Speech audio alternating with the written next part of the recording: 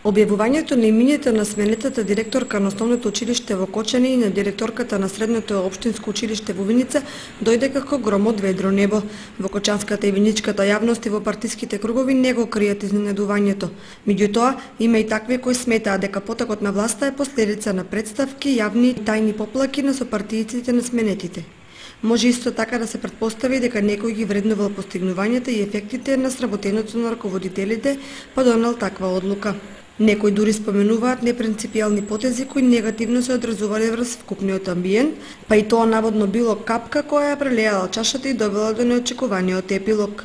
Оние кои се држат подалеку од политиката и партиите коментираат дека вакви потези се очекувани со оглед на фактот дека дел од раководителите на функцијата дошле директно од Агенцијата за вработување, односно без работно искуство.